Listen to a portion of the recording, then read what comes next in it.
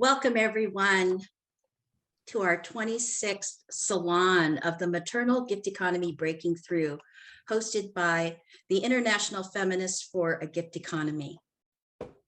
I'm Letecia Layson, your moderator, and today's my birthday. And I'm so happy to party with these women today. We have Vicki Noble and Areeya Marie Sharpe, who will be our guest speakers. Vicki and Aria will speak for about 25 minutes each, and then that'll give us time at the end of our session for questions. So without further ado, I would like to introduce our first speaker, Vicki Noble. First of all, she's a dear, dear friend, a feminist artist, a writer, a healer, wisdom teacher, and author of 8 books, including Shakti Woman, Feeling Our Fire, Healing Our World, which is so needed right now in this time of divisiveness and choice. The Double Goddess, Women Sharing Power. You might know her for being the co-creator of the Mother Peace Tarot cards with Karen Vogel. I'm just going to refer you to our website for a longer version of her bio so that we can just have Vicki begin, because she has something very interesting for us to hear, something that she doesn't normally share in her regular presentations. So we're just very excited that she would choose to share it with us as a gift. So thank you, Vicki, and welcome. Thank you so much. That's a very sweet way to put it. It is kind of a long bio, actually, because I decided for the first time that it would be wonderful to highlight the way that motherhood has mattered in my life, and especially the way that feminist motherhood has mattered, and how much modern women's improvisational methods of mothering, of single parenting, of communal parenting, all the different experimental ways that we have tried to mother in a new and different way. A lot of these experiments partake of matriarchal principles and matriarchal values, and have a lot to do with the maternal gift economy, even though it's impossible in this patriarchal Western industrial, technological culture that we live in. It's impossible to really reproduce the matriarchal cultures that we have studied and become familiar with. I just wanted to, maybe I'll read a little from the abstract that I put up, because I want to say I'm definitely not preaching that all women should be mothers, or that motherhood is necessary for fulfillment for a woman for her identity. I don't believe that at all. But I have come to understand that my longtime interest in matriarchy and the gift economy go hand in hand with my strong identity as a mother. And so I decided to share that, and I got involved in working on the project yesterday, and I spent all day and into the evening pulling out photographs from old photo albums and from other media, and putting it together. So I'm just really going to show you the photographs today and kind of go chronologically through my own life and all the different ways that I've morphed in my motherhood from one lifestyle to another over the course of my rather long life at this point. So first of all, let me share my screen for you. Somewhere in my photo albums, I actually have a picture of 5 generations of women in my family. If I use my arrow, do you see it? Oh, good. So this is my Grandma Gay. That was a prescient name in my family, I thought. My Grandma Gay, her daughter, my mother, Gloria, and me over in this side, and my daughter, Brooke, my second daughter, And her daughter, she was the first to have a baby to make me a grandmother, and her daughter, Bella. So I'm really trying to talk about what it's like to enter motherhood, even in a culture like ours, where we don't come from the mother line in the same way that we wish we did in a matriarchal culture. Still, we're in that stream. I thought I'd show you the whole thing. You know, I I got pregnant and married when I was 19. These are pictures of the traditional wedding, although I pulled in this picture of my girlfriends from high school, because that was really the important thing in my life. I was in my first year of college when I actually got married, but just barely. And here's my mom and dad and me and the Air Force lieutenant I married. And here I am with my first daughter, Robin.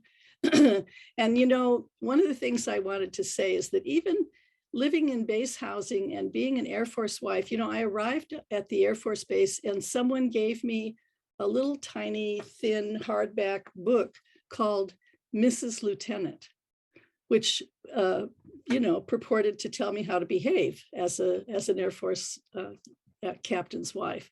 So even within that very rigid context, I had a lot of fun. You know, the thing about being so young and having your babies before you grow up means that although I didn't have, you know, I didn't have wisdom, certainly, but I was pretty adaptable. And I had a lot of confusion, but a lot of instinct. And I made it incredibly creative for myself. I read all the time. I had the base library send over on just a rotating basis. They sent all the new New York Times bestsellers. So I always was reading something, and the New York Times itself.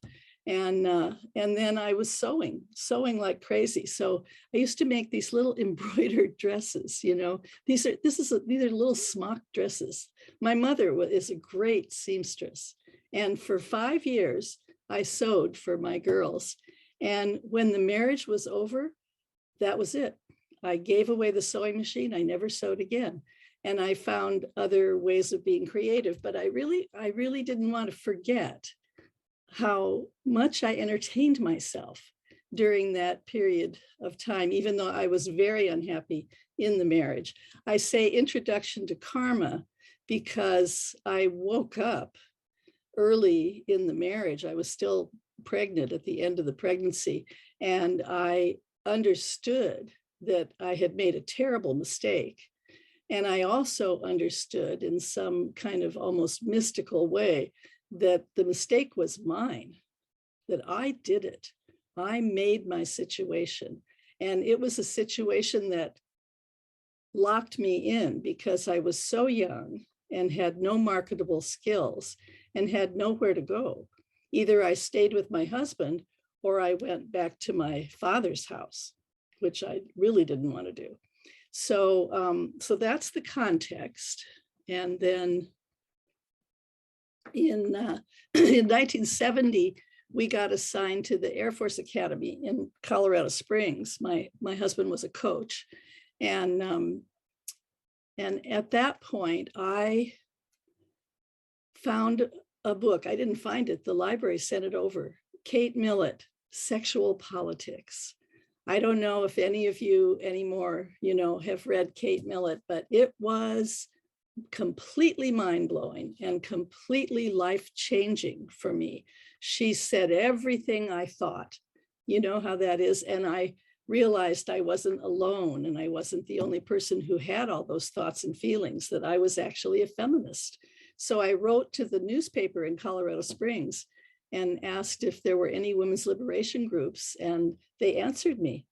And a bunch of Colorado College professors' wives had started a group, and I went to the group, and that was it. In 3 months, I divorced. I kicked my husband out, and the next spring we were divorced. So it was incredible, the speed of the awakening and the kind of the turmoil that it caused in our family. And my children were 5 and 3 when I did that. So I have always tried to honor the fact that I disrupted them from the norms, and they never let me forget it. It was not their choice, but they've grown up quite well, as I'll show you. So this is Colorado Springs. This is the Women's Liberation Group. We had a lot of fun. The wonderful thing about being in a women's movement at that time in the 70s was that we had so much support. The society supported us, the men around us, the boys and men in our community did childcare while we had our meetings, and and we had kind of a communal setting of a sort, a mock communal setting where we had play dates and dinner nights. So each of us in a group of 5 adults would take a night and make dinner for everybody. So here's a meeting we're having. Colorado College. I went back to school. They gave me a full scholarship because I was part of the quota by then. And this is Robin Morgan.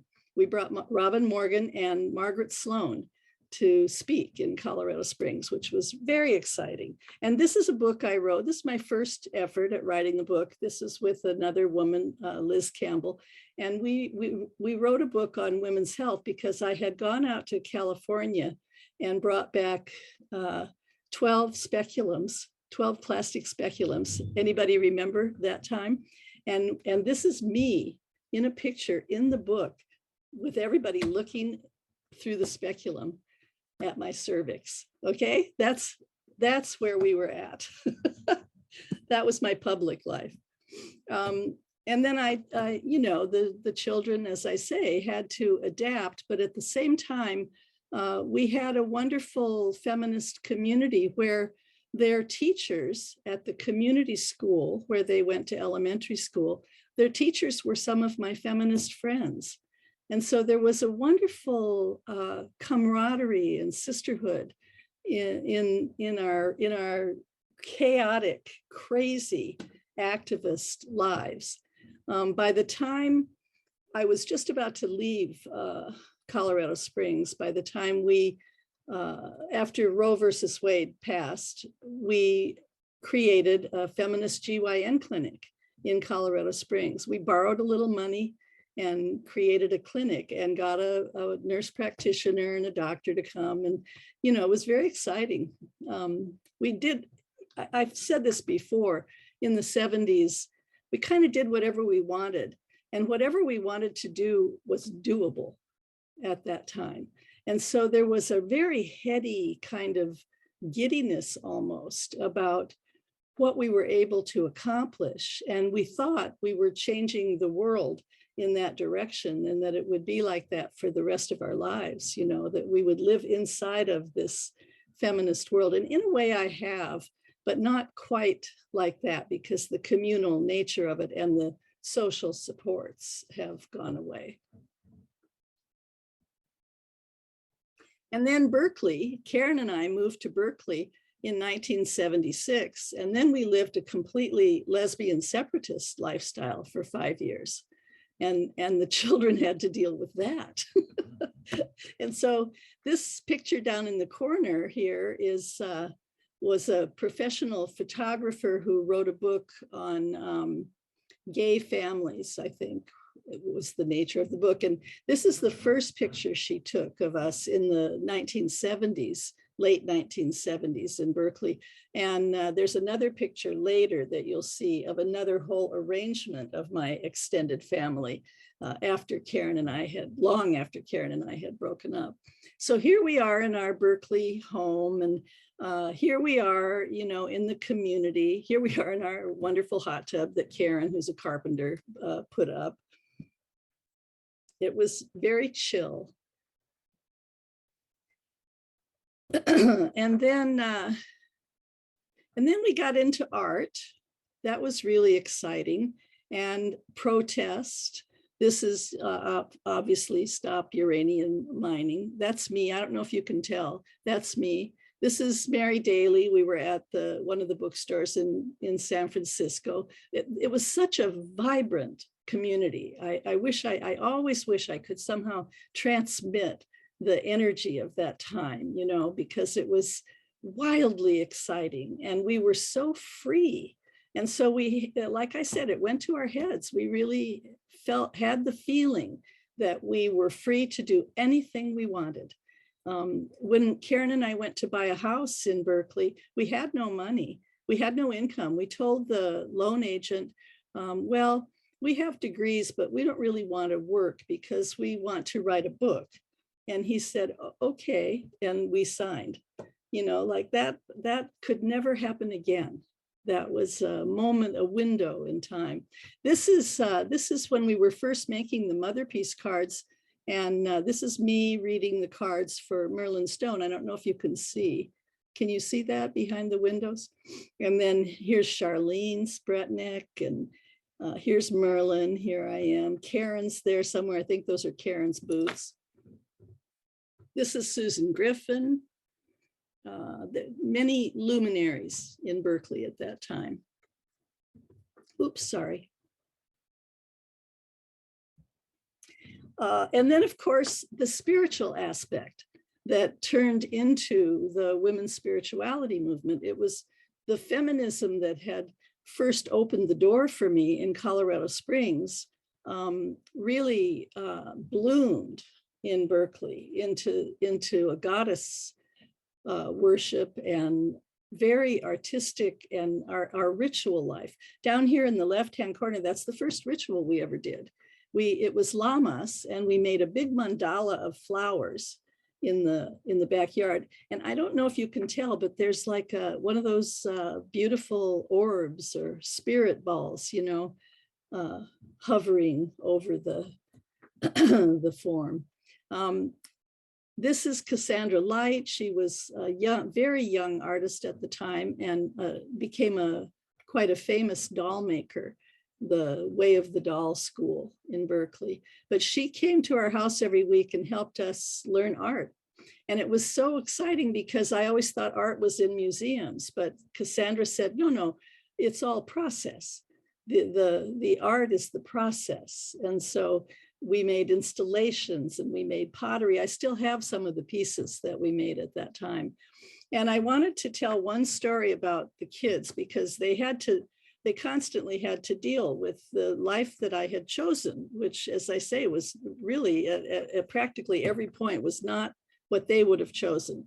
And one of the things that happened in our Berkeley house, I found a box one day with Brooke had taken a felt pen and written, "A family has a mom and a dad and kids." And it was like with an exclamation point, you know. So we went to gay therapy. We took the kids and we went into family therapy at the Gay Center in Berkeley, and it was really fun and really, really helpful. We ended up doing theater and sort of, you know, I would pretend to be Robin and Robin would pretend to be Karen, and the whole family would act out the others, and it helped us communicate. It was great. And this whole event, Wavy Gravy, you heard of Wavy Gravy, I hope, and the Camp Win a Rainbow, it had just started, I think, in Berkeley. And I had a dream. I had a dream of a big Uncle Sam figure and a ball of light that came out of the sky and down right in front of my face and emerged as this dark-haired, dark-eyed man who turned out to be Surya Singer. I walked past a window in Berkeley and there was a poster, and the Uncle Sam character was there, and Surya Singer was one of the leaders of the camp. And I went into the office and said, I had this dream. I think my kids have to come to your camp. And again, we had no money. You know, we had decided to live without money. So they said, okay, great. And my girls went to Camp Win a Rainbow for years, and Robin was a counselor. You know, it was just so enriching, the whole radical out of the box culture of the time was so enriching. And then, of course, Mother Peace happened, you know. And the way that Mother Peace happened is that my daughters, then I think, I don't know how old they were, but it was 1978. They got invited to go live with their dad. And he took them for a year. And the minute they left, I started making the Mother Peace deck. And as you know, there are books that have come and been part of it. I just wanted to show the way the lineage goes on, rather than tell you everything about the Mother Peace and the process and all that, because I've written about that in other places. So here's my daughter, Brooke, who, to my great pleasure, has taken up my work. So I have a lineage now, not just my spiritual daughters all over the world who do the Mother Peace and do a lot of my work, but actually my daughter. It's very just heartwarming for me that that happened. It happened when she was 40. She's always been interested in the cards, but she got interested in my spiritual work, the teaching I do in my workshops with the Dakini practices, when she was 40. Isn't that nice? And she's certified now. She's a Mother Peace reader. She just moved to Ashland, Oregon, and 2 shops have already invited her to read the Mother Peace. I believe she starts Monday. So that's very exciting. And this is my granddaughter, Brooke's daughter, Bella. And she decided one year when she came home for Christmas from New York, where she lives, she said, "Nana, would you take me to get a tattoo?" And we went, and she wanted the death card, the Mother Peace death card, right on her arm. And after that, Brooke decided about a year later to get the star on her arm. So now, you know, again, it's a lineage. And then here's Brooke in Italy. She has gone to Italy with me for many years as my assistant and my helper in every way, and helped in the workshops. And here she is doing a reading for somebody. So here's that, you know, I was not able to find the artist's name. I'm so sorry, because she was just lovely and had made this book on gay families. And so here we are in my next family arrangement. This is Jonathan. This is me, you know, giving birth to Aaron. This is Aaron. But this is Jonathan and his next partner, Cassandra, and who is still in our family. And what I wanted to say about all of that, here's Robin, here's Brooke, here's Marga, Jonathan's mom, and Aaron and me and Karen. We all lived together in a big house in Berkeley for about 5 years. And then after that, Aaron lived with his dad and Cassandra half the time. And I wrote the book Down is Up for Aaron Eagle. It came out in 1994 after Jonathan and I had separated. But I wanted to say about that also that our separation was, none of the ways that our families have broken up have been normal, you know, in terms of what usually happens in the culture. We're all so deeply connected that it's like the family just shifts form or something, you know, and expands to adapt to the new situation. And I even had a dream when I was about to break up my marriage with Jonathan finally. You know, I'm just not adapted to marriage at all, but I kind of like it in the beginning. And at the end, I had a dream that was very profound, where I took Aaron by the hand. He was about 8 by then. I took Aaron by the hand and I walked out of our house with Jonathan, but then there was a breezeway and it went into a larger part of the house. So I didn't really leave. I just moved into another environment that was larger and more spacious. And it proved to be so true. That was 1991 when I had that dream and when that happened, when we broke up. And he, for the last, 20 years, Jonathan and I have again shared homes.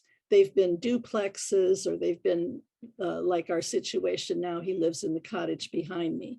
But we just keep being a family and co-parenting Aaron, you know, and it's just the marriage thing comes and goes. The form itself comes and goes.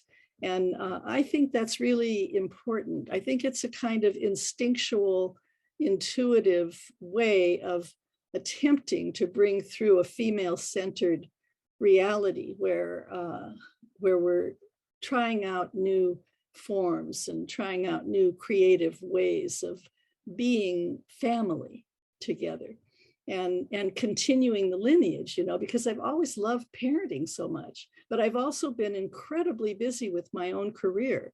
And so it was very important that Jonathan was totally hands-on with Aaron, because I traveled all over the world during Aaron's life and when we were married. And he stayed home and was just the perfect house husband and was absolutely happy to do it. And it was a form that worked for us. Here are my, and here's, you know, Shakti Woman, the snake power picture that Irene Young made during that period in Berkeley. Here are my 3 grandchildren, Bella, Sam, and Alex, who are now all grown up. And down here in the corner, I don't know if you can see, is my great-grandchildren. That's Robin's stepson, her oldest stepson, and that's his family. And those little children are very important in my life now, just as the grandchildren were. You know, it's another thing I'd like to say to feminist women. I had absolutely no idea that I would like so much being a grandmother. It took me completely by surprise. I moved to Santa Cruz in 1999 to be near my girls, and Aaron came with me. And within a year, they started having babies. And so the timing was perfect, and I was totally available. And it was absolute precious time, that 10 years, a 10-year period. You know, after 10 years, they're not so interested to hang out with you, but in that 10-year period, they hung out a lot and spent nights overnight and so on. And I was so happy to be so close to them and have that opportunity. And so all this biological stuff has really kind of surprised me. To be such a radical feminist as I am, and to be such a radical mother as I am, I think it matters, you know, because there's a myth that feminists don't like mothers and that we somehow ruined that. And that, you know, I just don't think that's what happened. Maybe in the academy a little bit, I don't know, but it sure didn't happen in my life or in my friends' lives. We all enjoy our parenting as much as we enjoy our careers. I feel like the one is as meaningful to me as the other, and that's a very important thing to hang on to and to acknowledge, because the divisions that are created by these theoretical ideas, you know, like motherhood is old-fashioned and feminism is, you know, requires that we don't do that. That's just, none of that is true. So how am I doing? Let's see. I need to stop pretty soon. Let me say that the thing that made me want to do my talk this way is that we've had Thanksgiving celebrations over the years. My daughter Robin is kind of the linchpin in our family, and she always has a big table at her house, and we do the whole Thanksgiving thing. We love it because it's not really religious. We all hold hands and give thanks for something in our lives, but other than that. But for me, it's always been really nice because often different aspects of our family come together. And there was one year recently where I was sitting at the head of the table as the matriarch, you know, and near me were Karen and Lisa, her partner, and down the table were Jonathan and Cass. And at the end of the table on the other side was my, you know, the colonel, my ex-husband from the Air Force times, and his wife.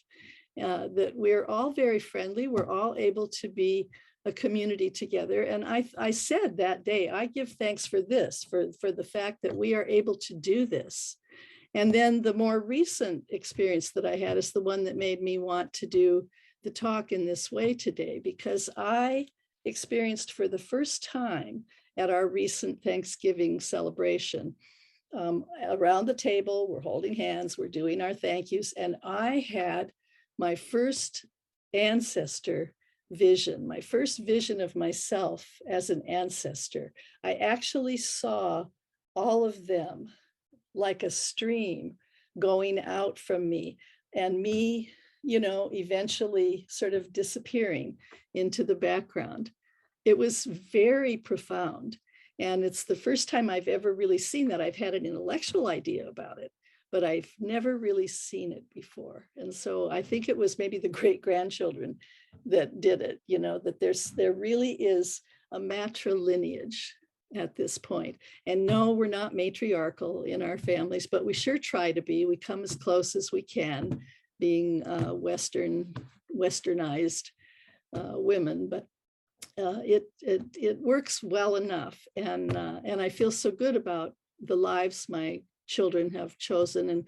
And I didn't say, a lot of you probably know that my son Aaron, who has special needs, is Down syndrome. He now lives in Santa Cruz at a wonderful community called Camp Hill. And so all his needs are met. It takes a village, and believe me, it takes a village to raise a person with special needs. And he has that village now, and we're very much a part of it. And so even that has turned out to be kind of matriarchal.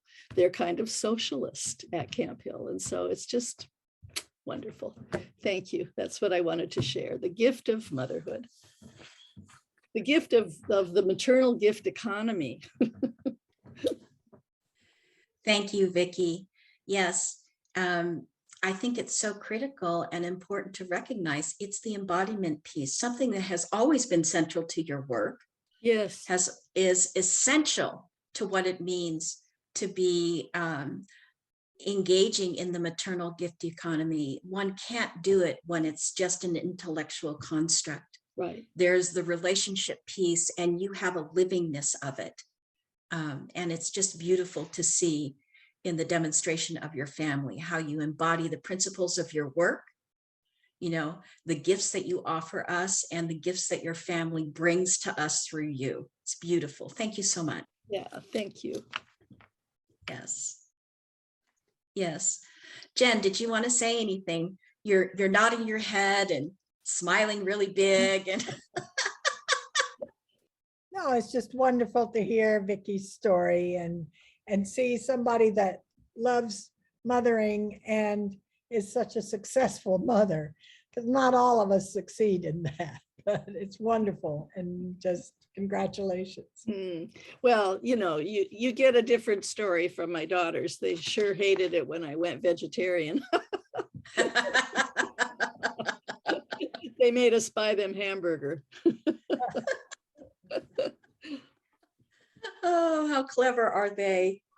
And what a good mom you are that you allowed them to have their own needs met. Yeah. Their own needs met. And they grew up thinking that I was overly permissive. I have received that critique. So really? Yeah. So they're more, they're a little more hardcore than I am. I was going to say, I would have never have labeled you permissive, but. And the other thing is this amalgamated family is fabulous, really fabulous. Yeah, thank you. Yeah. In my grandmother's generation, my great grandfather had 7 wives. Oh.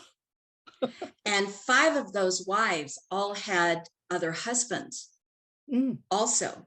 So the children were raised together.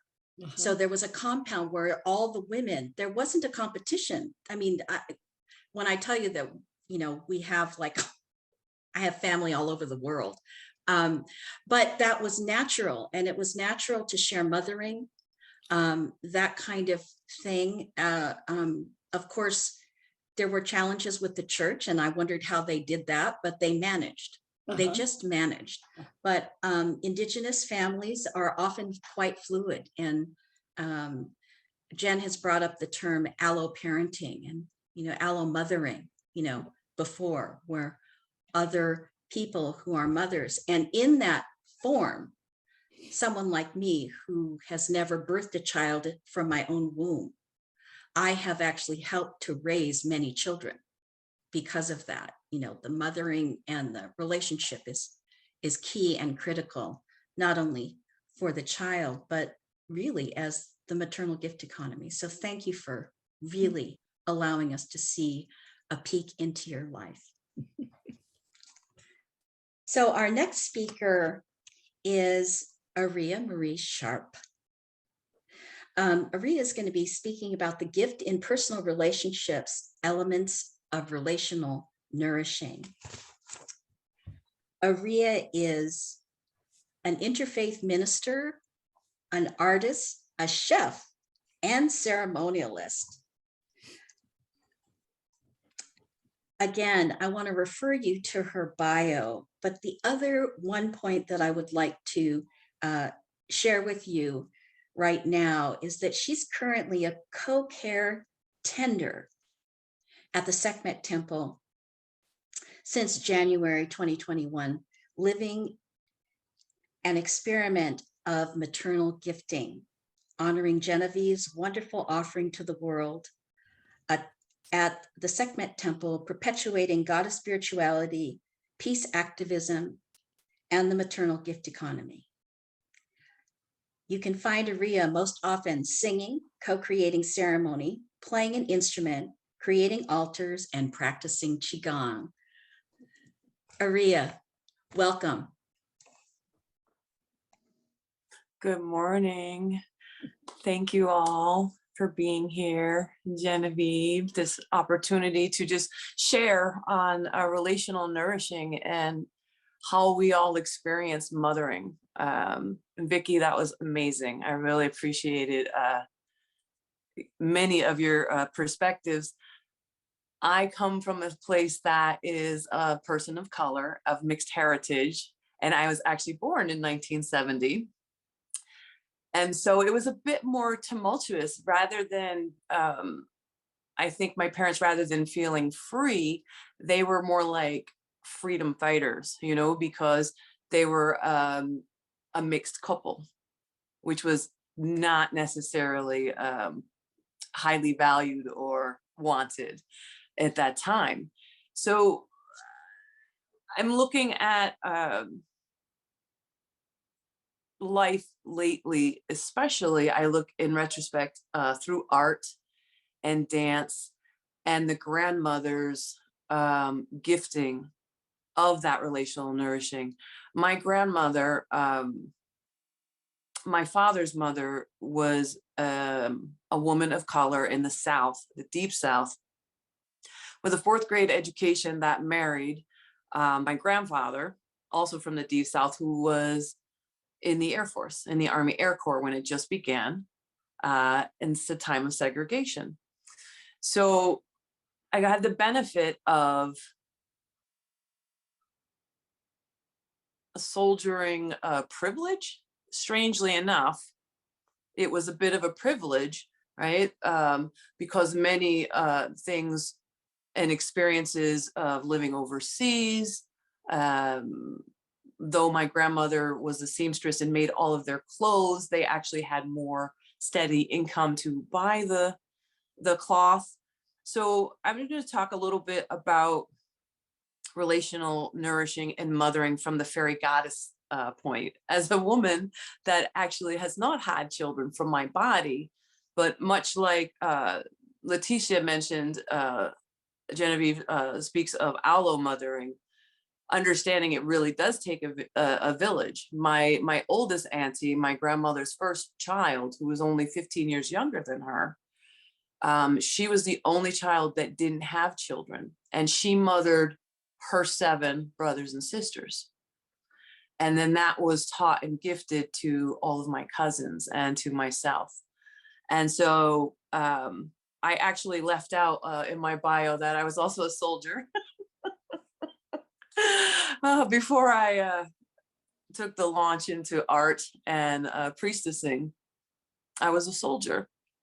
And so I was taught to value myself by my mother, who was a Caucasian woman in the 70s, who had to jump through a lot of hoops to raise her children well. So let's see if I can start this screen share. Elements of relational nourishing. I started with this painting in particular, something I made about 13, 14 years ago. It was an expression of the emotion, the energy in motion that I felt was a bit tumultuous growing up in the 70s and the 80s as a mixed child.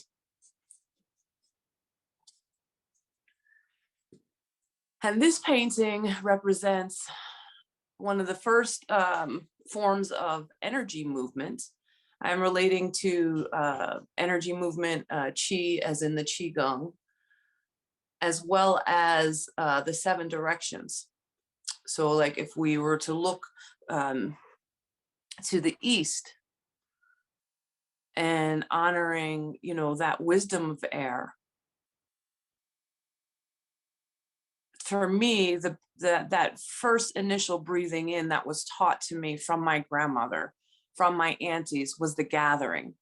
And so I offer this little chant that is West African Pygmy, which is just called the Gathering Song. And this song is just a little chant that was sung over and over again until everyone in the village had arrived. Until everyone, whether it took 30 minutes or an hour and a half. Amaibu oye, Amaibu oye, Amaibu oye, Amaibu oye. This song, the timbre of the song, it calls and speaks to the memories in my bones, in my flesh, of the mothers calling to the children until all of the children had arrived. So gathering, as we breathe in, is the first motion in Qigong, where we're actually gathering energy, a spark from the source of life, honoring the new beginnings and the wisdom of air, collaboration of inspiration, really percolating. Gestation within tuitions. And I say gestations within intuitions, just honoring essence, honoring the essence of wholeness. In the 70s and in the military, I experienced the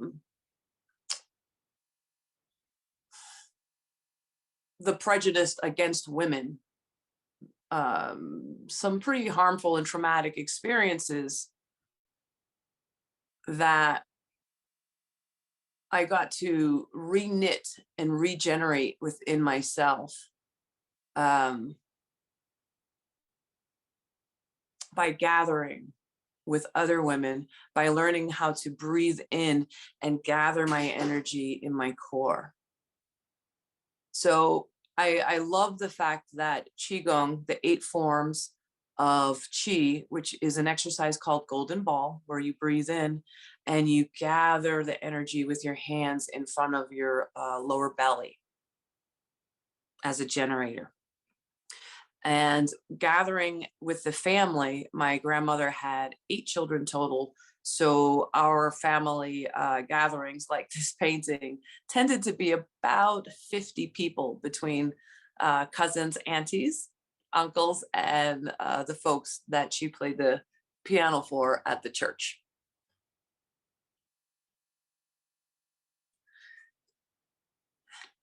So as we have honored by breathing in the gathering of the family with that sound of Amaibu, much like we're gathered here on this Zoom, we would move to ascending the energy.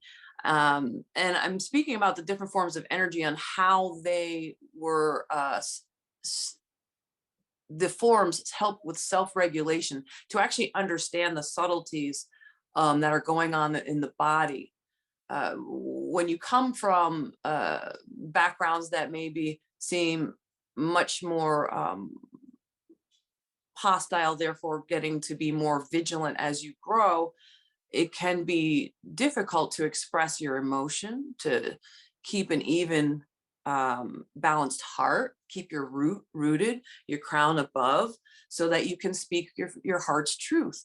And so I find that these forms of energy help with understanding the subtle body within ourselves, and therefore our interaction and our engagement with our family and our peers. And so ascending, as we breathe out, we're like bringing that energy up with our hands from our lower belly, as we stoke the fires of creation, of transformation, the will, like sacred scent, rising, birthing, bringing up catalyst of change that can ground even as it elevates and uplifts. So again, it's understanding, even though that energy is coming up, there's still that element of grounding. So there, the juxtaposition, the honoring of what is seen as dualistic or polar opposites, which is essence, masculine, feminine, as a whole being. And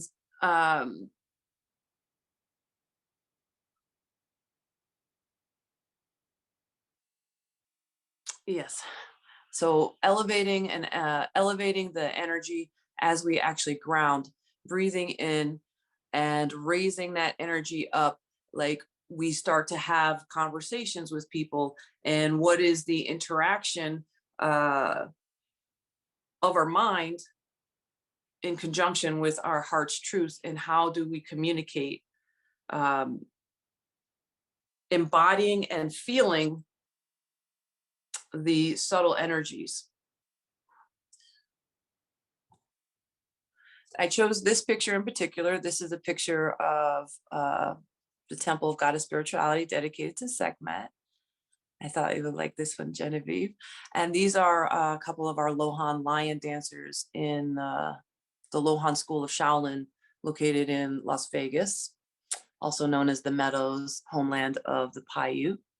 This was for our ceremony of Earth Song in April 2021. This was a blessing of another culture. And the lion dancers in particular are a mixture of Mexican, Japanese, as well as Thai and Filipino. And they were dakinis. They were the female dancers. We asked in particular to help bless the goddess temple as we ascend the energy. The third energetic movement would be expanding, breathing in as conscience, and I say conscience, conscience swells, like as we breathe in our understanding of what we think in that dualistic world is good, is bad, what our moral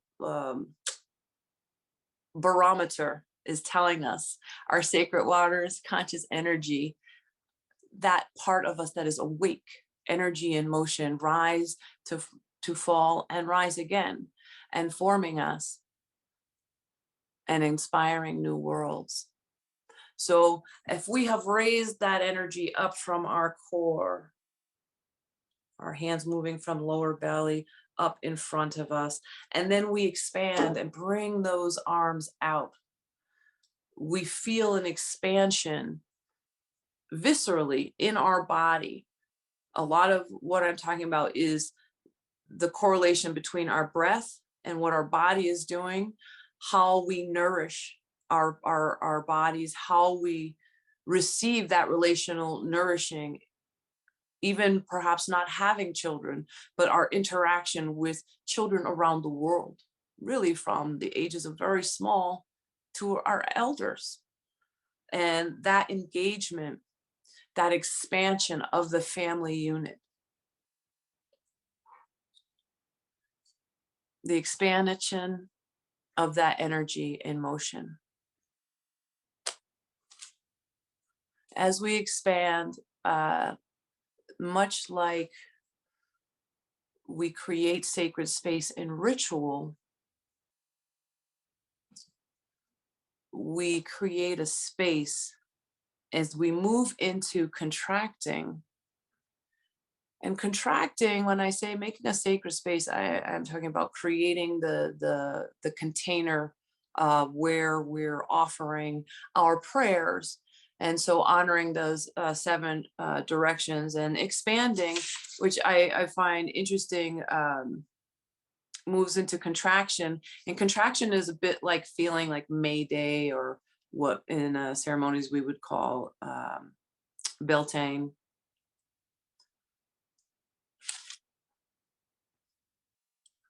And the idea of creating the space, as we have expanded, we contract, holding each other hand to hand, heart to heart, energetically. And so offering acknowledgement to and honoring and love to all of the elements, to create a space and contract the energy to build a vessel. As we breathe out, condensing the energy into solid matter, compacting into form, energy spiraling inward, honoring earth as our bodies, and our bodies as the earth.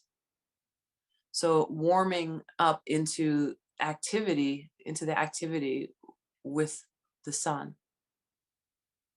For me, that would be listening to my aunts and my uncles and my grandmother in church as they would sing. And so that a part of the contracting, I would go into myself when I would hear this auditory ceremony of song, like calling to the east. This is breathing within all our being. And I'm just gonna sing a couple other lines to honor all the directions as we are here together in this form of breathing out and contracting and creating that circle. We are creating within all our willing. We are receiving within all our giving. This is healing. We are earth living. So honoring, that was like the 4 directions. And there's another verse that helps to connect above, below, and within the center, but also around, which we'll get to. Thank you.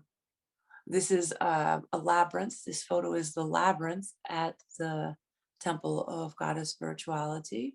And it was created by a woman named Morgan Vaughan, who was a part of the Vagus Vortex family, which honors alchemical transformational fire ceremonies.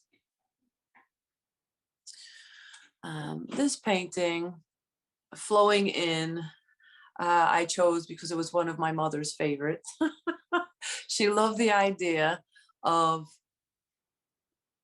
riding the waves almost like surfing in the center of your heart, so that you could respond, your responsibility, your ability to respond rather than react. Flowing in, we bring that energy as we breathe in of our highest visions, rooted within the belly of being. Structure, infinite potential opens and reigns from above, a crown of love. So in flowing in, if we have been contracted, it's that breathing in and flowing in, I recognized as a child, that would allow me to not to have a tantrum or to behave badly with others, my peers. It was that flowing in, moving out of the contracted state, the subtlety, feeling that in my body that could allow the breath in to help move the energy, open up that crown of infinite potential. And flowing in, which is more of the yin, or some people would say yin, the yin feminine principles, actually matches with summer solstice. So I find that interesting again, like this time that is seen as very high sun, high masculine, actually is the dance counterpart to flowing in and breathing out, so that, you know, we don't implode or explode from our emotional being. Flowing out as we breathe out, our energy flows. And we are rooted in understanding. Earthing, somehow, as our energy flows below, we earth. As we breathe out, we settle into ourselves, calming, flowing out like the ebb and flow of the waves. We can actually feel grounded in our root, yet our mind open and understanding. I chose this painting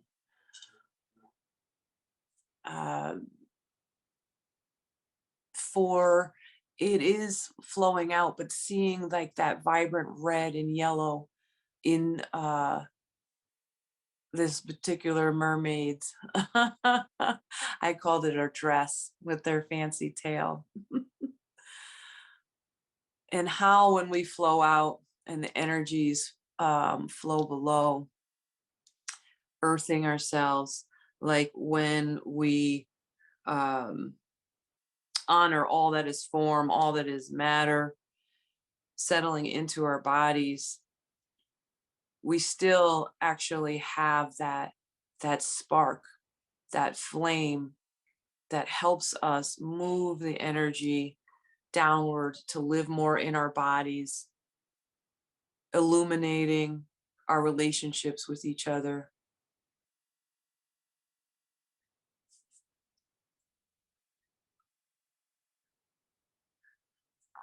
Descending. Descending is when we're bringing the energy back. We begin the journey to returning energy back to its source, giving back to the mother. A part of, I think, an aspect that can be very difficult in modern society, the treatment of Mother Earth, the treatment of our sisters, our daughters, and learning to do that with respect. Descending as we breathe in, essence travels within to the center of our being, that compassionate core of kindness, our being honoring wholeness and internal knowing. And I believe that as we learn the subtleties of our body in these energetic forms, whether it is auditory or visual or meditative movement like Qigong or yoga or running, walking in the park, walking in the woods, we return to this core of wholeness, of essence that is not dualistic, that actually, as it descends, it rises above the social structure that works to segregate and separate people from their emotions, from their bodies, from their mind, how they work in conjunction. So a lot of what I'm speaking about has to do with the sensory immersion that the 8 directions, and I do say 8, we'll get to the last one, as well as the 8 forms of chi. You know, that magic number 8, I think we've discussed with a few folks on this panel. that really make up the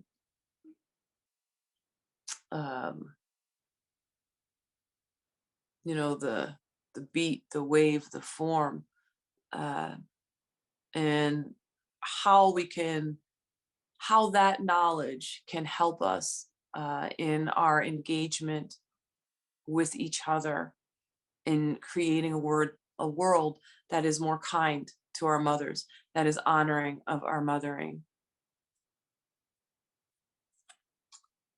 And descending, it's interesting, sort of correlates with autumn equinox, like as the sun begins its descent back to winter. Dispersing, as we breathe out, we return the energy to its origin, universal life essence, honoring the around, the macro, the whole living as one, and the reciprocity of life's interdependence. I find it fascinating in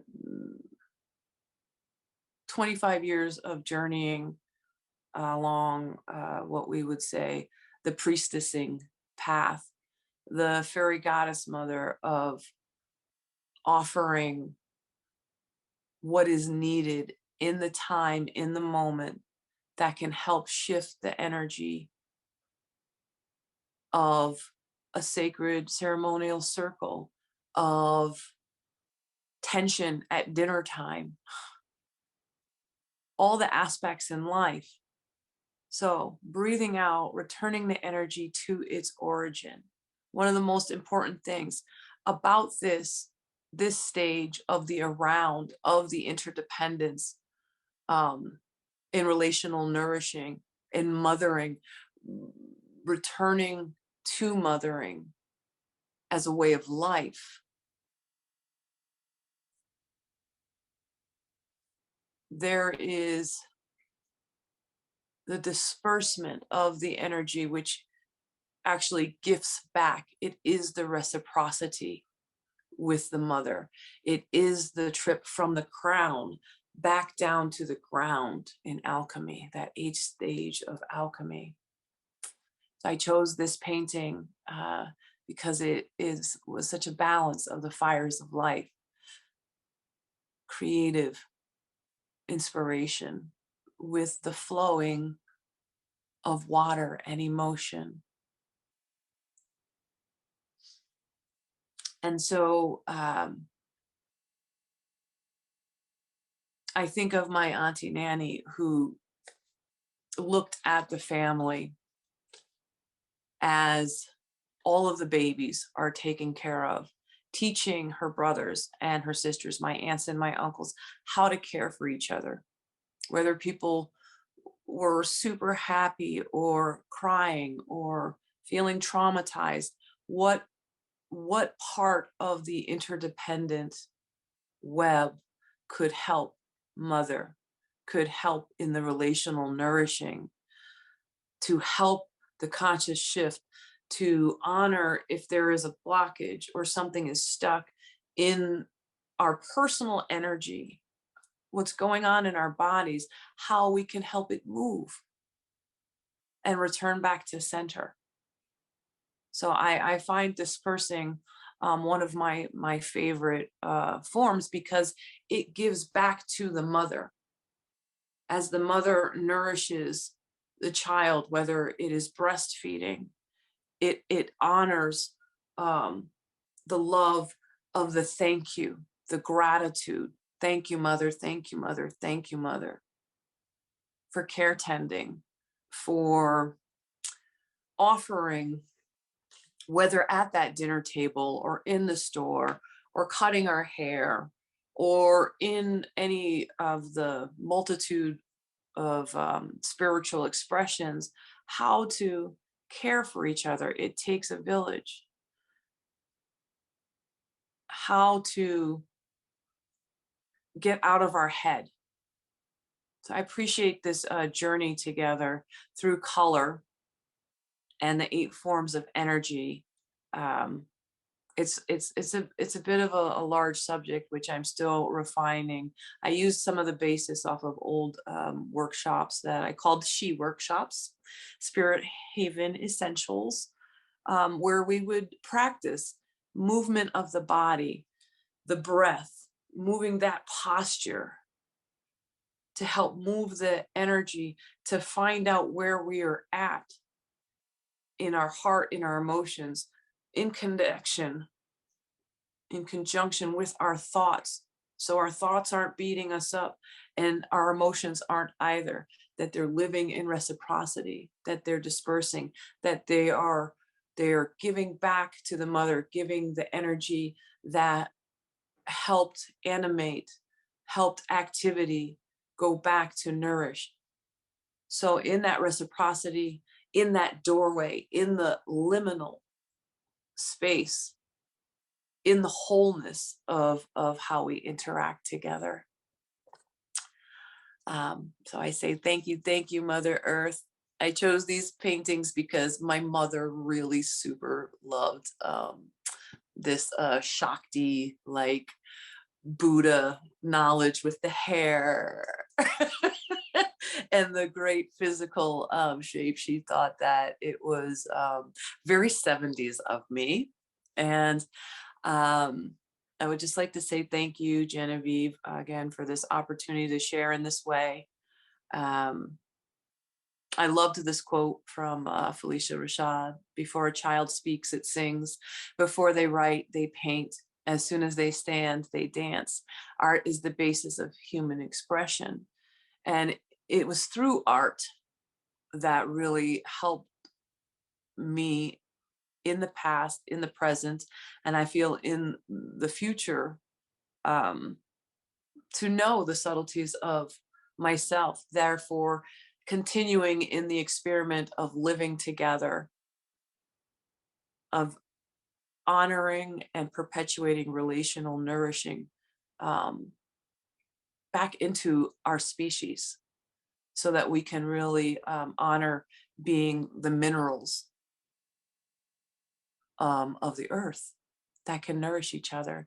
So infinite gratitude to all my teachers, guides, and friends and totems, love and appreciation with all my ancestors, all our relations, Mother Earth, with an homage to Black History Month and always. May all beings know peace. Thank you, Areeya. Would you like to end with a song before we open up to the questions? Well, I would like to sing to those last 4 directions. Okay. To say thank you. That song, this song actually are words that I heard walking up the path. I'm very grateful to Marie Claire, my co-inspirer out at the temple, as we learn to dance. I think I'm learning it is the space between us that connects us even more at times. And so the space to be able to walk up the path of the priestess and to hear these words come in, you know, this is breathing within all being, saying thank you to all that was the East, all that is knowing, saying thank you to the South, you know, we're creating as we're willing, saying thank you to the sacred waters, we're receiving as we're giving, that reciprocity, saying thank you that this is healing, because healing is within each of us, that is earth living. And so I thank you to above and below, from within the center and all around. We are a crown of love, roots in understanding, within us, around us, together as one. Kindness and compassion, yes. We are a crown of love, roots in understanding, within us, around us, together as one. Kindness kindness and compassion. In us, around us, together as one. Kindness and compassion. I offer gratitude for this time together, to share the different arts of sanctuary, of nourishing, relational nourishing with each other, and just sharing experiences, rites of passage that bring us back into our mother's heart. Mm. Thank you so much, Areeya. Very beautiful. Thank you.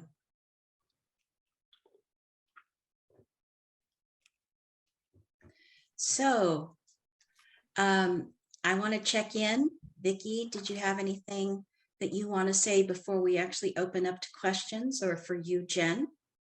Just that it was beautiful, and the paintings are beautiful. I don't remember knowing that you painted. I've been on the bench for a little bit, it's true. And so I feel the inspiration percolating to paint again. So, and luckily for us, there's lots of projects that we can paint out of the temple. Beautiful. Thank you. Jen, is there something you'd like to offer before we open up to questions? Oh, it was a beautiful talk. Thank you so much. And I'd just like to say that when we talk about reciprocity, that's not the same thing as exchange. Reciprocity means giving and giving forward and giving around, but it's not a quid pro quo thing. So I just wanted to add that little remark. Thank you. Yes, thank you. Beautiful. Thank you very much. We have Liliana and Judith. So Liliana, would you like to start us off? Is there a question that you see that might be interesting? Yeah, actually, I have a comment from Peggy Antrobus that I want to read, that I would like to read to the speakers and to everybody. This is from Peggy Antrobus to everyone. That was fascinating. Thank you, Vicki. As a Caribbean feminist, mother and grandmother, there's so much to say, but I'm just limit myself to 3 things. First, thanks for rejecting the notion that motherhood is problematic for feminism. In the Caribbean, motherhood is honored and our grandmothers are central in our lives. Becoming a grandmother has deepened my connection to the future. The other thing is that just last week, I was teaching a short course on feminist leadership to Caribbean women engaged in various projects aimed at improving the lives of women in their communities.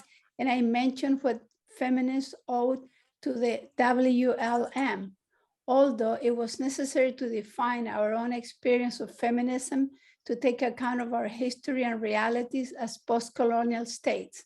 Finally, it's wonderful to hear you speak of the importance of spirituality in our lives as activists. Thank you, thank you, thank you. So this is for Vicki, and if you want to comment on that, that would be great. Oh, she's just underlining what I said about being a grandma, that it was such a wonderful surprise, but why would it be? You know, it's so much a part of the general experience of women, not all women, but, you know, women as a group. I always look at women as a collective. I love women as a group.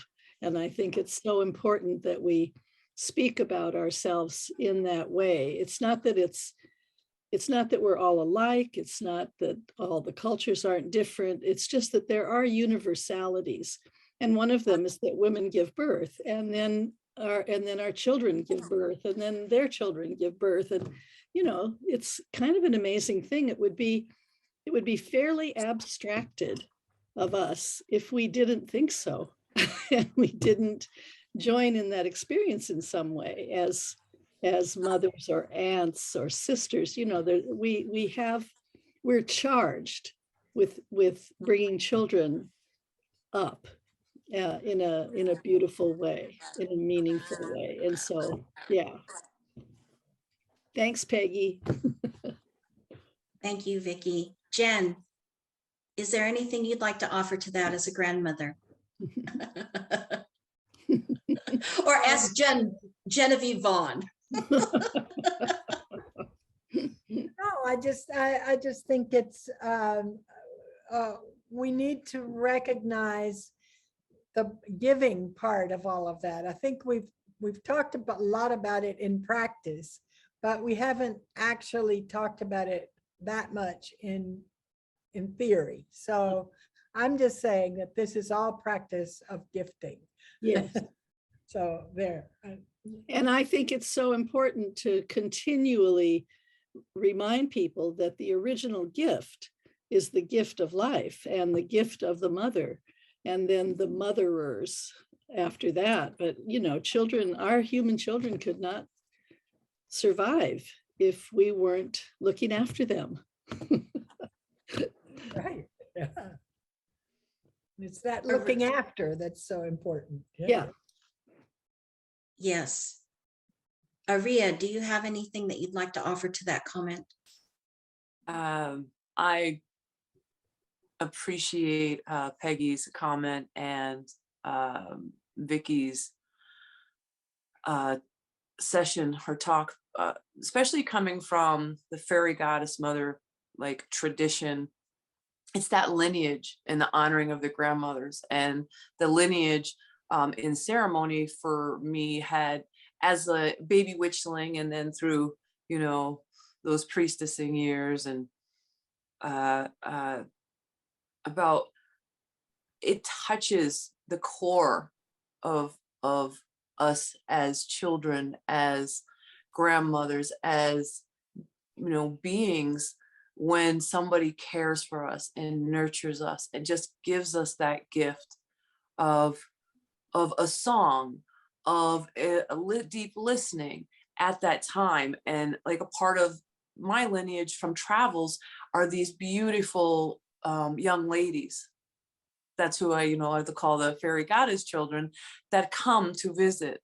Before I lived out at the goddess temple, they would come to Las Vegas from different parts of the United States, of Turtle Island, to visit the temple, to visit the mother, to receive like a nourishment of just where the prayers suffuse and gift back to the mother. And then they take that back, that spiritual cross-pollination, to the East Coast tribe, to the Pacific Northwest, to Costa Rica. So I find that amazing, that I get looked at, you know, that I was looked at as a grandma so young. I was like, oh, okay. I guess so. But it's truly heartening, and smudging, holding this space, honoring that someone needs time. That for me was helping to carry the grandmothers, helping to carry the grandmothers in our bones, and to see these women travel, and to see in ceremony sometimes in the reflection of a mirror, this lineage of women that went behind me, and there was no end. It was like there was no end, just slightly different shapes, but the shape of the mother. So I'm so grateful for that. So thank you, Vicki and Peggy. And also the way that being old in our culture, getting old in our culture is so demonized and dismissed and infantilized and all kinds of things. It's hard to be a grandmother and have any respect. My smart ass granddaughter once said something like, hey, boomer, to me. And I said, no. No, we're not going there. You know, I'm your elder. And so, you know, it's pretty hard in our culture to embody that space. Thanks, Vicki. As I remember, I moved away from home when I was 18. And I remember coming back to visit my mother. You know, I would actually, in the very beginning, go back every weekend. But the thing that struck me the most was when I saw how other people treated my mother in the community. And that by the time my mother got to be a certain age, and of course I was in my 30s, my mother never had to drive. Somebody was always taking her around. Younger women friends of hers, you know, our children. So there's a different way of being, you know, cultures have different ways of being with their elders. And I think it's true.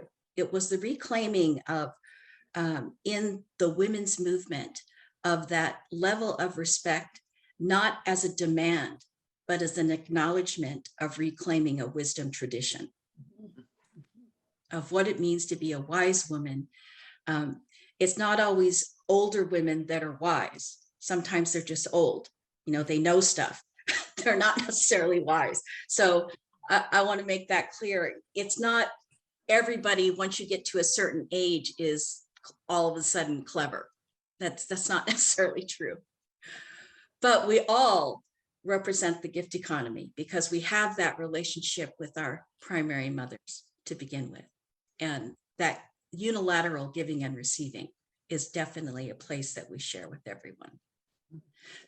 Judith, do you have a question for us, perhaps? Areeya, we heard your beautiful drumming, and I wonder if you would show us your drum and tell us about it. And then if you and Vicki want to talk about the gift of the drum. This is my Vaughan, which is my very first drum that I was terrified of. I come from my father's family is all musicians and gospel singers, and I didn't have training in it, and so therefore didn't think that I merited it, you know. And so this was sort of a leap of faith, that I really needed to feel the rhythm in my heart, in my womb, in my head, to get out of my head. And it sort of helped if I was hearing these different songs come into my head to have some rhythm. And so the drum, it brought me back to several of my ancestral lines, that of Africa, that of Ireland, and that actually of the Germanic people. So I studied the Runemal and the Havamal for about 9 years as a runemeister, a rune mistress. That was the type of, rather than tarot, it was the stones that called to me. My grandmother was German through Mallorca, Spain. And when she passed, the runes started talking to me. I said, oh, you have a voice. Okay. I'm a little freaked out, but I'm going to go with this rabbit hole. And so a part of the training is the 18 charms of the Havamal. There's also a charm of your knowing, your personal expression. And in honor of my grandmother's passing, I created this rune reading that was really all about the partnership, the gift of partnership, of the ability to see in awareness the movement and the marriage in the self-joy, in self-mothering, in nourishing. And so this was like, you know, a marriage drum that actually was about the marriage of essence. And so the ability to play, even just with a beater, would bring me to a space, a place of all love and grace, where I didn't feel the stress of the external world. And then my body would move, and I actually became a hula dancer because of my love of this drum, which then connected me with movement in the drum with the earth, which brought me to African dancing. So, yeah. There she is. That's quite a journey. Vicki, would you like to say something about the drum? Because drum was also very central, in my understanding, to women's groups, and particularly in your work as well. Yeah, the transformational healing ritual that I developed over many years required drumming. We used drummers, and we used chanting, and we used hands-on healing, the whole group doing all of that together. And it's so powerful. You know, the way that I really learned how powerful it is one time I was invited to do a healing ritual, public healing ritual in Portland, I think. And when I got there, the drummer never showed up. I don't know why. And I had my drum. And so I had to do the drumming that day for the healing ritual, which means drumming, you know, keeping a beat for maybe at least an hour, maybe an hour and a half, depending on how it goes. And so I did that. I could do that. But at the end of that ritual, I didn't have hot flashes for a month, and I had been having hot flashes every hour. And so I really got it, like, oh, this is so energetic. You know, the keeping that rhythm puts the body back in a natural state. And because, you know, women in indigenous cultures don't have the kind of menopausal experience that we do. And so that probably is part of it. The drumming, the rituals that they have, the singing, the rhythm, the way that it's more, all of that rhythmic stuff is more in part of daily life. And once when I was doing a big healing ritual at the Michigan Women's Festival, I stood up kind of fast, and I thought I was going to faint. There was so much Kundalini, it was so powerful. And instead I heard a voice say, "Let the rhythm unlock the pattern," which I've used ever since as a mantra for the healing rituals. Let the rhythm unlock the pattern. I understood it to mean let the rhythm unlock the natural pattern, but in a larger sense, in the healing that we were doing with cancer and very difficult degenerative illnesses and so on, let the rhythm unlock the pattern of illness, and the body, as in naturopathy, the body will go back to its natural state. And so that was very important. And one last thing I'll say about the drum, I traveled for several years with Jennifer Berzan. We crafted the healing ritual together. And we were invited to Ontario to a big women's, like a healing retreat for, I think, survivors of sexual abuse and stuff like that. And it was half Native women and half non-Native women. And the women who taught, there were 12 of us, I think, and we were some were Native and some were non-Native. And I brought my drum, my frame drum, and that didn't go over very well. But it was part of my gig. So it was very complicated, and we had to have a lot of negotiation around it. And we did that. We went there twice over the years and worked with those same women. And it happened again another time when I brought the drum, and one of the elders said to me, one of the Native elders said in a circle, well, the thing is, you just come here with a drum that you got. And it takes us, I forget how long she said, 5 years, 10 years to go through our initiation and get the drum. So at least would you come and ask somebody how to play it? And so I did, and that was, but then the important thing was that I went home from that, I felt that the way we always talk about it, oh, nobody owns the drum is used all over the world, blah, blah, blah. And then I had a dream, and the dream was so powerful.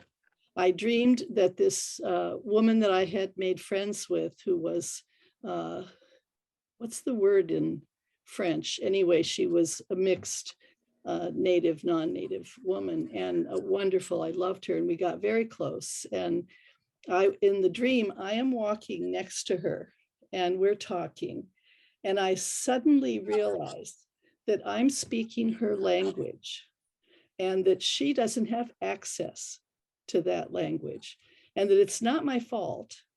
I didn't take it, but it's not her fault either that I have it and she doesn't.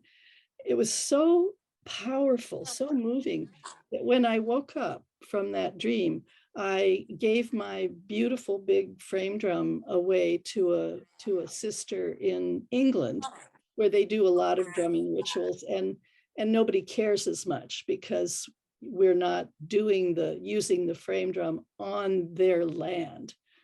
There's some way that anyway, I gave it away and I never used it again. And the drummers that I used in the healing rituals after that were African drummers and Caribbean drummers. I worked with with Carolyn Brandy for a long time and Rebecca Hill. And, you know, I found other ways of doing it. I didn't want to be on the wrong side of that argument. Yeah, thank you. Thank you, Vicki, for that. The drum, it's beautiful. Liliana, do you have a question for us? Another question? Yes, I have a question from Karen Griffin. And she says, what are the panel's thoughts on the feminine principle of receiving in a world where mothers and women are enculturated to give, give, give? To both of the panelists, to all the panelists. Who would like to go first? I could just give a quick example of how I worked with that in my mothering, just to go with my talk. When we moved to Berkeley, Karen and I had a lot of psychic experiences and healing, awakening experiences. It was a very powerful time. And I started to do yoga. And it was so helpful, it was so beneficial that I would close the doors to our living room every morning and do yoga for 2 hours. And it was my absolute important time. And no matter what the children needed, I was not available to them in that 2 hours. They had to come to understand that. And it was the first time I could remember ever having said me first, you know, to the kids, and that they just had to make an adaptation to it, which of course they did. And what I learned from it was that when I did yoga at the beginning of the day, and this could be any practice, I would also kind of make a list as thoughts came to my head, because then I had my day. Then I knew what my agenda was. Otherwise, you know, you wake up, get out of bed, and it all just goes off the rails right away because everyone needs everything. And it's the mother's energy pattern to be in a diffuse consciousness, you know, taking care of all the needs. So that was really good for me and kind of served as a model for how to take space when I need it. Thanks, Vicki. Areeya, did you want to respond to that? And then I'll go to Jen. Yes, I think that it's a great question. It's like, how do we offer ourselves that relational nourishing so that our cup feels not half full, but whole, not half empty? Well, how do we gift back to ourselves? And I love the yoga, Vicki. I agree. I'm actually just beginning it again. 35 years. I've always loved it. Because I study medical Qigong, I moved more into Qigong, which I would highly invite anyone to look up a few classes or find a teacher in their region. Because again, like the yoga, the Qigong, as well as dance, and drumming, they're the activities that you feel the vibration on a cellular level. And so like you can do the movement of offering a prayer. Mary Claire and I did a blessing for the house to move energy that felt really weird, and it was literally offering a mix of herbs that were from the land with salt, saying thank you to all the energies. If there's anything stuck or blocked, you are free to move. Just like as we move our bodies, you'll feel the hair stand up. Like I call that the human truth barometer, right? When your hair prickles up and stands up all over your body, being in right relationship with yourself, therefore with others. So I'm a big fan of yoga, but also the drum in helping to move that, and songs. There are times when these words that come in, I recognize they are an opportunity for me to nourish myself, that come from an inner knowing that is the connection with Mama Earth. So whether doing yoga or qigong or singing, I also would invite anyone, if they love sacred scent or aromatherapy. I was an apprentice incenser for about a decade, and that was one of the primary ways I used to mother myself. I got to understand, like, green frankincense was feeding my heart, you know, myrrh was helping me, like almost in that funerary composting delicious way of moving things out and flowing things out. Sage to help clear a space, sweetgrass to help feel like my own personal angels or wise beings that look out for me, are nourishing me. So definitely. Thanks, Areeya. Jen, do you have some thoughts about the feminine principle of receiving in a world where mothers and children, mothers and women, are enculturated to give? Well, the problem is that we live in a society of capitalism where everybody is being educated to be egotistical, and that means to take. And so the whole economy is made in order to take from the many and give to the few. So the job of mothering is isolated and made much more difficult by the context that it's in. So if we lived in communities of giving and sharing, solidarity, there would not be a problem, because there would be these allo mothers that would help out. But as it is, we are women, and mothers are separated from each other, isolated in their homes, and they don't have anybody else to help them, and they're not in a community that even approves of helping each other. So that's why we have to give, and otherwise we wouldn't have to, and it wouldn't be self-sacrificial. It would be fine. Thanks, Jen, for that very deep thinking about receiving. I think that is a hard lesson, to unconditionally receive as well as unconditionally, unilaterally giving. Yeah. Judith, did you have a question for us here? In the section, the post that Liliana read from Maria Suarez, one of the things she says is, without spirituality, we would not have survived. And Maria Suarez said, without spirituality, we would not have survived. And in the post from Peggy, she mentioned the importance of spirituality in our lives as activists. And then Peggy said, I just wrote, so grateful to Areeya to deepen our understanding of how spiritual practices connect to our ability to give to ourselves and to give to others abundantly.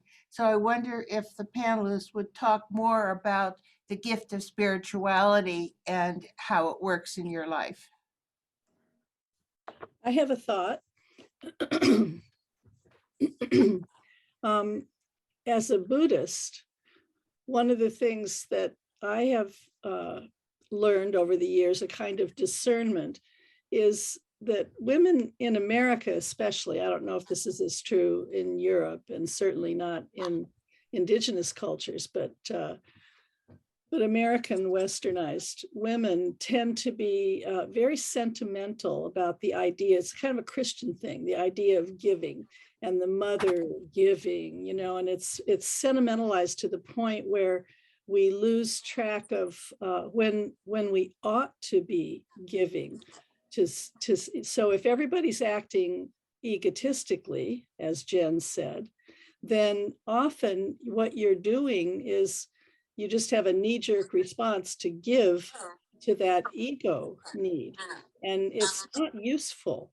It's karmically bad for the person that you're giving to, because you're giving in to something that is not healthy. And so if we were working more from our instincts, you know, or our some sort of natural state of discernment, we wouldn't do that. It's a kind of sentimentalized idea of compassion. It's not real compassion. Real compassion is you do it for the other person. No, I won't give that. I won't allow that because it's not good for you.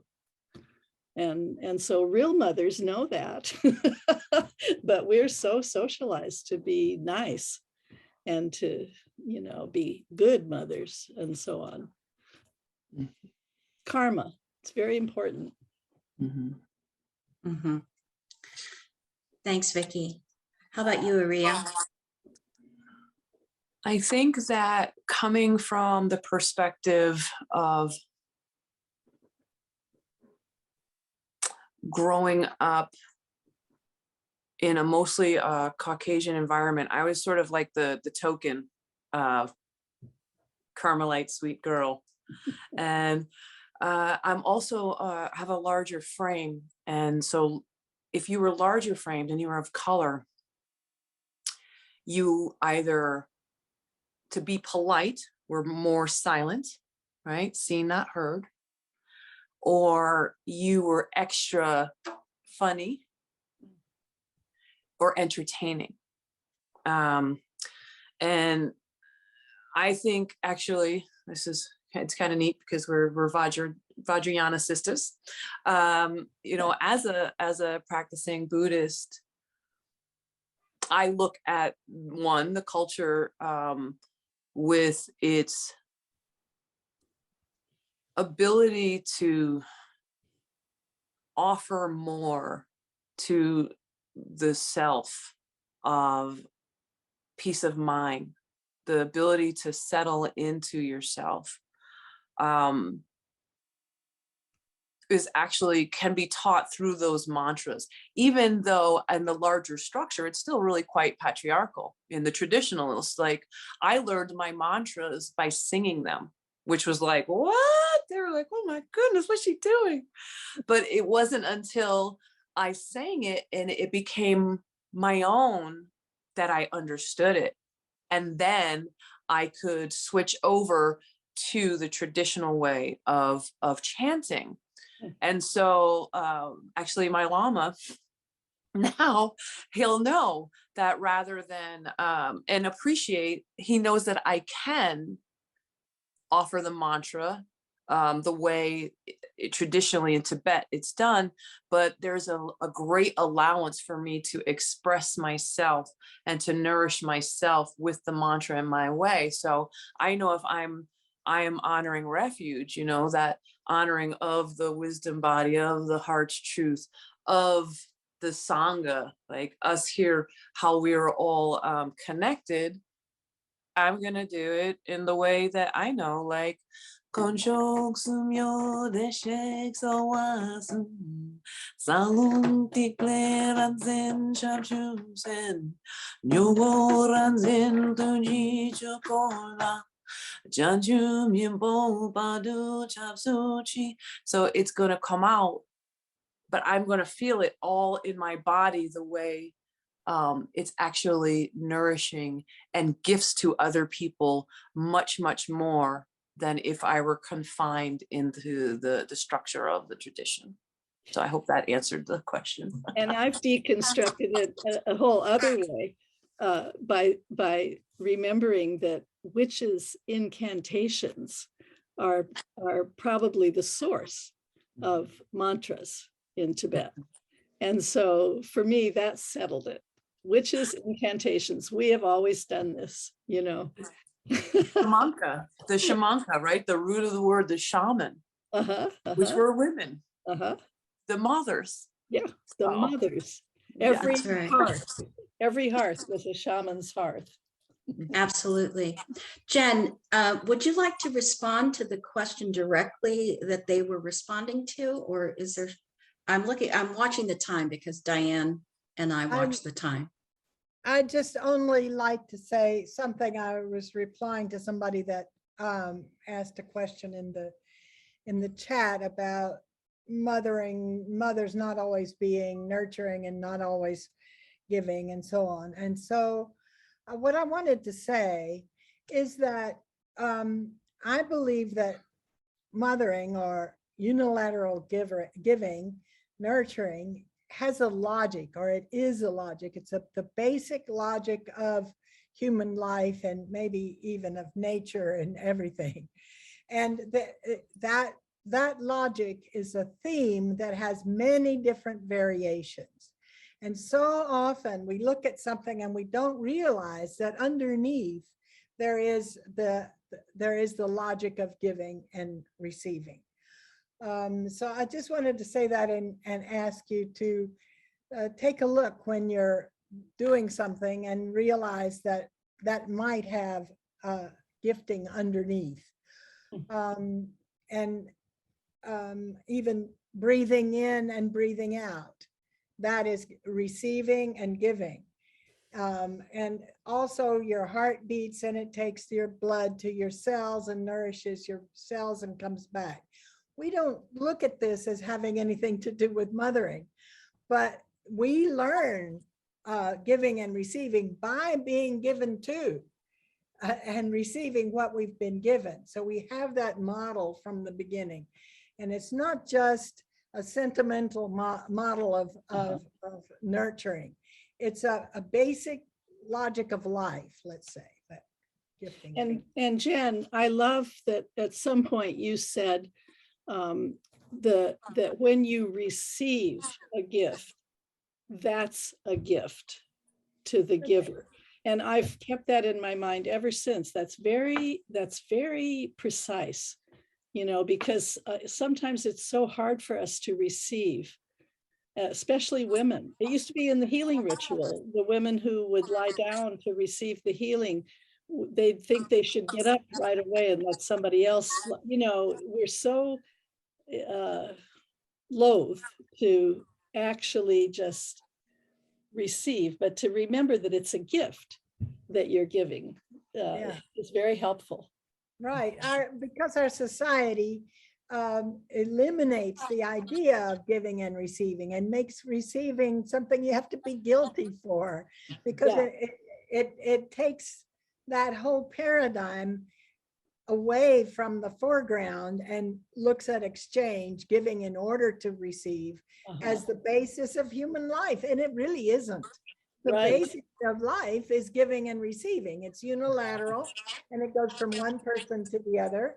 And that is the original bond. And that's the way bonding happens and relationships happen. So, yeah.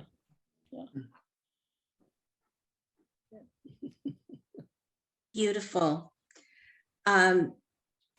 We have about 5 more minutes before we actually have to close. Is there a short question, maybe? I want to read the comment from Monica Blazer. I think it's important. Monica Blazer says, I have sometimes real difficulties when we all receive nurturing by our mothers. It kind of triggers me. I can't handle it, but when you keep repeating it, it starts really hurting. My mother, my parents, my elders weren't caring, loving, and surely not nurturing. I do understand the concept of motherhood, but not each mother is a mother in your sense. Yes, and I'd like to just say the obvious, that in patriarchy, the mother is sabotaged every step of the way. She's either required to do everything in the family in one household with all the kids, or she's prevented from allowing the children to grow and thrive in their own way. When you live in a patriarchal household, the dad is the boss, you know, and it ruins everything. Smash the nuclear family, we said in the 70s, and I still believe it. It's a hideous form. Thank you so much for that bit of truth in that statement of feeling triggered, you know, not understanding that not everybody has a really positive experience. So many people have been harmed. And I know from a very, at least personally, from a tumultuous, quite violent childhood, that it was the fairy goddess mothers who reached out to me. My mother was overwhelmed. She gifted what she could. Yeah. As a person of color, my mother said, I'm going to put this little thing aside for you because I can't teach you how to be brown. I can't help you with those hurts that society is going to deal with you as a woman of color, a female of color. And so I really honor the bravery of being honest, that it can be very triggering talking about mothering. And it was this, I can only offer this breadcrumb trail, this pearl of wisdom that was doled out to me by different friends who were aunties and mothers and sisters, and actually some brothers that taught me mothering, that taught me relational nourishing. And so, yeah, I say thank you so much for bringing that piece of real into this discussion. Mm-hmm. Yes, thank you. Thank you for that. I'm wondering if perhaps I'm just going to give a little bit of some administration, which is to really just thank everybody who has attended and who's been with us, especially Vicki and Areeya. You know, your presentations were just really heartfelt and powerful and dynamic, and really the embodied sense, a lived sense of what the maternal gift economy, how that can live in the culture, how it lives in the body. And Genevieve, the International Feminist for the Gift Economy, thank you for always bringing us interesting people and topics to be able to have us put on that lens so we can start taking a look and peeking behind that patriarchal veil so we can see the gift. Diana and Elena Skoko, behind the scenes, we never see you on the screen, but thank you for holding the space for us in such a sacred way. Judith and Liliana for really attending to the chat and the questions. I just thank you for the support that you've given. And on this day, my birthday, it has been a gift to be here with all of you. The fact that I get to spend the day with all of you at the center and the heart of the work that speaks not only of the divine feminine, maternal gift economy, modern matriarchal studies, the Sekhmet temple, the whole multicultural thing. It is just such a beautiful way for me to spend this day, and I feel just nurtured and blessed in such a divine way. And I want to invite you to come back in 2 weeks, because in 2 weeks, we're going to have another salon with Genevieve, Vaughan, and we're delighted that Vandana Shiva is returning along with Nikki Kashkan and Cassie Thornton. The topic is going to be about money and the gift economy. And I know you're not going to want to miss that one. So please do return for that. And I would love for Areeya to sing us out, and she will be the last voice that you hear. So please, all of you, take really good care. love one another, celebrate today. It's been beautiful. And Areeya, thank you so much for singing us out. Oh, happy birthday, Letecia. Many, many, many more joyous adventures around the sun. And I offer this song of gratitude for you all, for the gift of mothering within our hearts, within and around. I'm so thankful for this time. I'm so grateful for this life. Here and now, you and I, one world, one heartbeat, one love, one tribe. Yes, we're one world, one heartbeat, one love, one tribe. Yes, I'm so thankful for this time. I'm so grateful for this life. Here and now, you and I, one world, one heartbeat, one love, one tribe. Yes, we're one world, one heartbeat, one love, one tribe. Whether up those mountains or down those valleys, in the desert or by the water. Here and now, you and I, one world, one heartbeat, one love, one tribe. Yes, we're one world, one heartbeat, one love, one tribe. Whether up those mountains or down those valleys, in the desert or by the waters. Here and now, you and I, one world, one heartbeat, one love, one tribe. Yes, we're one world, one heartbeat, one love, one tribe. Listen, speak your truth in peace and harmony.